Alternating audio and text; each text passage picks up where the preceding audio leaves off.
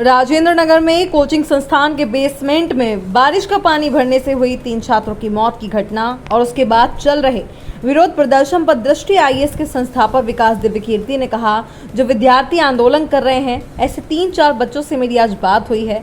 आज दिल्ली उपराज्यपाल ने बैठक बुलाई थी जिसमें मैं भी गया था। उस बैठक के दौरान कुछ बच्चों से मेरी बात हुई। अब मुझे लगता है कि सहजता है और आज या कल मैं बच्चों से मिलूंगा। विकास दिव्य कीर्ति ने कहा कि ये मामला अभी दिल्ली के उपराज्यपाल देख रहे हैं। उस बैठक में दिल्ली सरकार का कोई मंत्री नहीं था, अधिकारी बहुत सारे थे। एक छोटी कमेटी बनाई गई जिसमें मैं भी हूँ। अगले कुछ दिनों में हम लोग बैठक करके समस्या का स्थायी समाधान निकालने की कोशिश करेंगे। सरकार का कोई मंत्री, जिस मीटिंग का आप जिक्र कर रहे हैं एलजी साहब के साथ अभी चंद घंटों पहले हुई, क्या कोई दिल्ली सरकार का मंत्री भी था उसमें? नहीं, एक भी मंत्री नहीं था दिल्ली सरकार। ये मामला अभी एलजी साहब हैंडल कर रहे हैं, तो ब्यूरोक्रेट्स बहुत सारे थे, दिल्ली सरकार का कोई मंत्री नहीं था उसमें। अगर आप कुछ बता सके कि उस मीटिंग में क्या बातचीत हुई, किन मुद्दों पे बात हुई और क्या सहमति बनी? मीटिंग बड़ी अच्छी हुई। अच्छा लगा कि एलजी साहब भी और दिल्ली सरकार अब काफी एक्टिव है।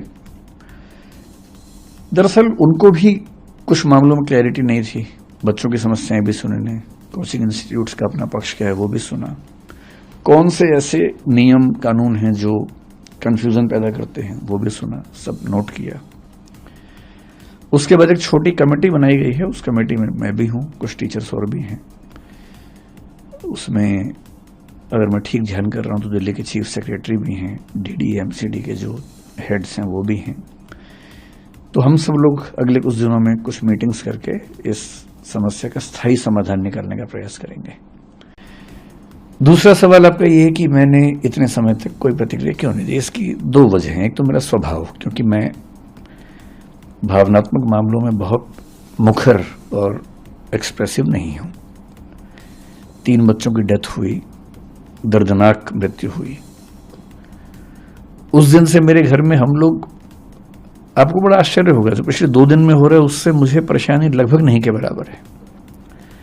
सारे चैनल्स मेरे पीछे पड़े हैं, इससे मुझे परेशानी नहीं के बराबर है।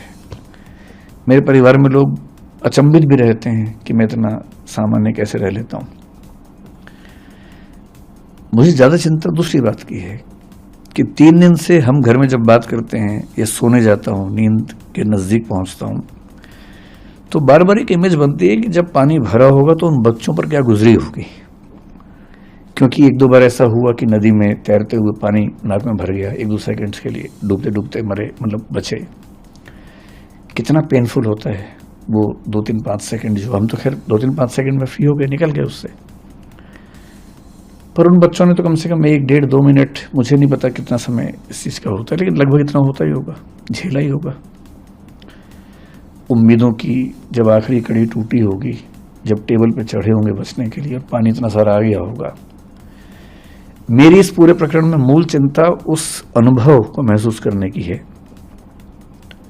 और वो दुख है। तो ऐसे दुख में उनके पेरेंट्स को मैं जानता नहीं हूं, मैं उनसे कैसे अपनी बात कहूं, कैसे उनसे मिलूं।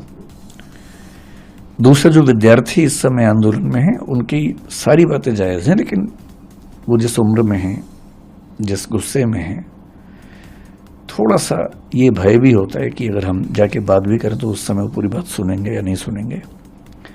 अच्छी बात है कि आज ऐसे 3-4 बच्चों से मेरा मिलना हुआ है। मैं भी एक मीटिंग से आ रहा हूँ, एलजी साहब ने बुलाई थी मीटिंग, उसमें कुछ बच्चे भी आए हुए थे और कई इंस्टीट्यूट्स के ऑनर्स भी थे, दिल्ली सरकार के आला अधिकारी भी थे, डीडीए से, एमसीडी से, फायर डिपार्टमेंट से, चीफ सेक्रेटरी दिल्ली सरकार के वो भी थे। तो वहाँ थोड़ी सी बच्चों से मेरी, मतलब 1-to-1 नहीं, लेकिन हाँ मीटिंग के दौरान बातें हुई।